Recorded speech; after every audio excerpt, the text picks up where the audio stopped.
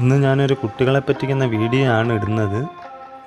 നല്ല ചുവന്ന അഗസ്ത്യച്ചീരയുടെ പൂവ് വീട്ടിൽ ധാരാളമുണ്ട്.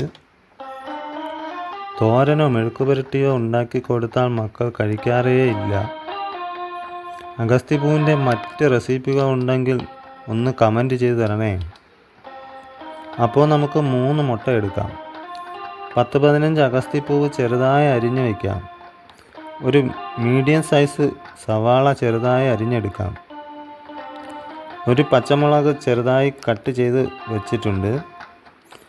കുട്ടികൾക്കായതുകൊണ്ടാണ് ഞാൻ ഈ ഒരു പച്ചമുളക് എടുത്തത്. ആവശ്യത്തിന് ഉപ്പിടുന്നുണ്ട്. ഇതെല്ലാം കൂട്ടി ഒരു പാത്രത്തിലേക്കിട്ട് നന്നായി മിക്സ് ചെയ്ത് വയ്ക്കാം. നല്ലതുപോലെ മിക്സായെങ്കിൽ മാത്രമേ മുട്ട അഗസ്ത്യപ്പൂവുമായിട്ട് ചേർന്നിരിക്കത്തുള്ളൂ. ഒന്ന് പതഞ്ഞ് വരുന്നതായിട്ട് തോന്നും. അപ്പോൾ നമുക്ക് മിക്സിങ് നിർത്താം.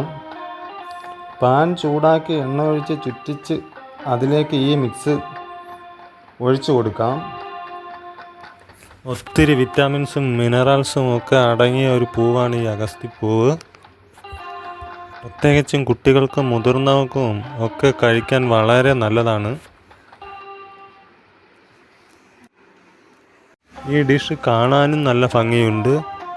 ഓംലെറ്റ് ആണെന്ന് പറയുകയേ ഇല്ല.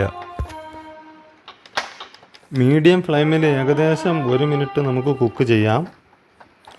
ഒരു സൈഡ് വെന്ത് കഴിഞ്ഞാൽ മറു സൈഡും അതുപോലെ തിരിച്ചിട്ട് 1 മിനിറ്റ് കൂടി കുക്ക് ചെയ്യാം. അതോടെ തീർന്നു പുതിയ മുട്ട ഓംലെറ്റിൻ്റെ പണി കഴിഞ്ഞിട്ടുണ്ട്. എല്ലാവരും ഒന്ന് ഷെയർ ചെയ്താക്കണേ. അതുപോലെ എല്ലാവരും ട്രൈ ചെയ്ത് നോക്കുക.